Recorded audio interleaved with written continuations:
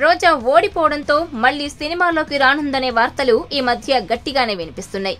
రోజా కూడా తాను character roles చేయడానికి రెడీ అంటూ తన టీం ద్వారా టాలీవుడ్లోని పలువురు దర్శకులకు సంకేతాలు పంపినట్లు టాక్ నడుస్తోంది. నిజానికి రాజకీయాల వల్ల సినిమాలకు గుడ్ బై చెప్పారు, కానీ ఒకప్పుడు క్యారెక్టర్ రోల్స్ తో టాలీవుడ్ లో రోజా బిజీగానే ఉన్నారు. 2013లో ఆమె టాలీవుడ్ కి గుడ్ బై చెప్పారు. అప్పటి నుంచే ఫుల్ టైం రాజకీయాల్లో బిజీగా ఉన్నారు. కానీ బుల్లితెరపై జబర్దస్త్, ఎక్స్ట్రా జబర్దస్త్ వంటి షోలు, పలు ఫెస్టివల్ ఈవెంట్స్ లో మాత్రం పాల్గొనేవారు. కానీ మంత్రి పదవి వచ్చిన తర్వాత బుల్లితెరకు కూడా బై బై చెప్పేశారు రోజా.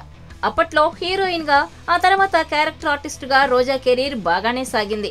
తెలుగుతో పాటు అటు తమిళ్లో కూడా రోజాకి మంచి ఫాలోయింగ్ ఉంది. ఎందుకంటే తమిళం కూడా ఆమె అనర్గళంగా మాట్లాడతారు. దీంతో టాలీవుడ్, కోలీవుడ్ లో మళ్లీ సినిమాలు చేసి కొద్ది రోజుల పాటు రాజకీయాలకు గ్యాప్ ఇద్దామని ఆమె అనుకుంటున్నారట.